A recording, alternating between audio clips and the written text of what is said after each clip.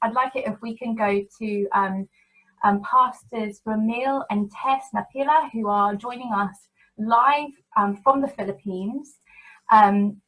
It's great to have you both with us. Thank you for joining us. I did meet you about 5.5 years ago when I first came on a mission trip to the Philippines through Charis Bible College, and through a mutual friend, I got to know you both, and you've welcomed me back many times. And thanks to God's grace, we've built a great partnership together, and we've wanted to come behind the vision that you have for the children in your community. So I just want to say thank you to you for all that you do.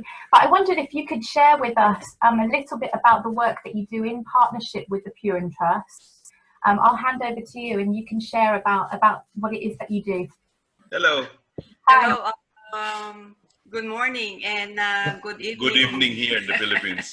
We are really so honored to be part of the 101 celebration of the Purin Trust. We are really so honored and privileged to be part of this celebration.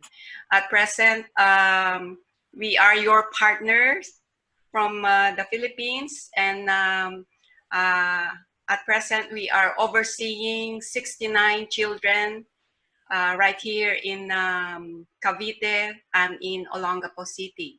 And so we have 6 volunteers working with us, coordinating, buying school supplies and school uniforms at least twice a year before the start of the school year and during the Christmas vacation. We pay the healthcare assistance to our local government agencies. This is the healthcare assistance of the whole family. We also ensure that each child gets their monthly allowances, and also make sure that the sponsors receive thank you letters from the children twice a year. And each month, we meet with the parents for feedback and updates about the progress of the children when it comes to their education and well-being. We also do regular guardian fellowship, discipleship, and ensure that parents, and ensure that their personal relationship with God is checked. So that's what we do every month, and we thank you that by the grace of God we can do all these things. Yes, and I really just bless you both, because you work tirelessly. And you have a large church yourself to look after, but your heart for your community impacted me a long time ago. So it's a privilege to have this connection with you. And I know that we're almost in daily contact, Tess, aren't we? Just always talking about things going on out there. So it's, modern technology is a real blessing. But I want you to just tell us a little bit about the community that the children that we support with you. Can you tell us a bit about their living conditions and what their life is like? All of the children belong to the low-income families. Some live in a makeshift house made of light materials. The families don't own the land. Others rent a small room. The breadwinners earn daily minimum wages. A few of them own a concrete house but unfinished because the head of the families either lost their job or lost one of the parents. Esther had been through the areas, and you see a lot of them and really can identify and know what is their situation. They're living actually in below poverty.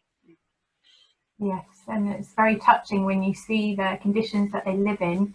And also recently, it's been particularly challenging for them with the COVID-19 situation.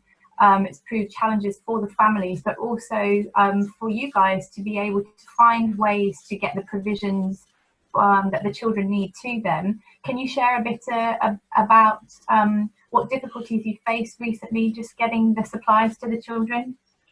Yeah, due to the lockdown, we have to follow the protocol. So when we go out from our houses, we use our face masks.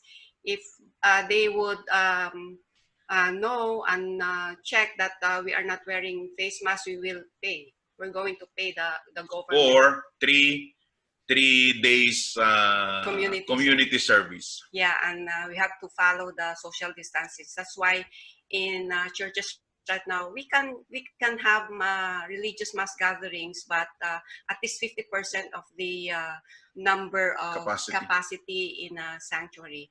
But despite of that, we praise God that we were very glad that the Purim Trust continues to send out sponsorship provisions on a monthly basis. That's monthly basis since March until now. So we just received July's sponsorship last week.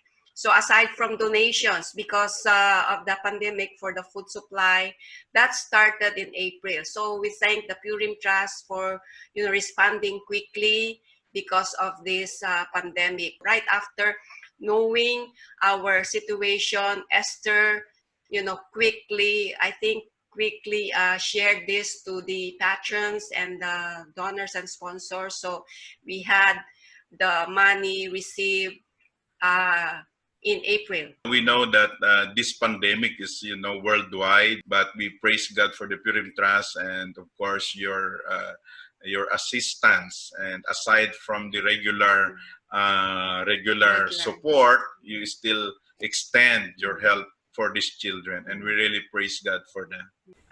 This release or distribute rice. So in addition, in addition to the government assistance, they thought the one that we're giving to them is from the government. I told them no, it's from the other side of the world. So just think about that. There are people who is thinking of you. There are people who are led by the Lord to help us in this time of situation. So thank you very much. We are able to distribute the goods every month, twice a month, I think, because we ask permission from the local government, asking a special permission to allow us to distribute the goods because they are not allowing us to go out. So we ask permission from the military, from the policemen, from the community officers to just allow us to distribute the goods. So again, in behalf of these Filipino families and also a Filipino, thank you very much. I don't want to be emotional tonight, but you really touch the lives of these children. You can say the thanksgiving, you can see the praises, you can see the joy, the hope, and really, brothers and sisters, I thank you. I really, really thank you for your support. Thank you both. We really appreciate you, and just to reiterate actually that all of our teams and your teams in the Philippines have been working so hard to try and find ways to get the supplies to the children that they need with the quarantine restrictions, and they've been able to do that for the last few months. So we're really grateful to you for adapting the ways that you supply things to the children and getting them everything that they need. And thanks to all of you who are watching, who, we just put out an appeal that it's not going to be enough with this COVID situation just to provide for one child in a family, that there are families now without any income, who are in the fight of their lives to survive. And so we're asking you for some extra funds that we can provide food for the whole family. And you have all done that for us and for them for 3 months now. And you've astounded us, and God astounds us with the increase that he provides. So thank you, both of you, for joining us. We'll let you go because we know it's very late, but we appreciate you and we bless the work of your hands.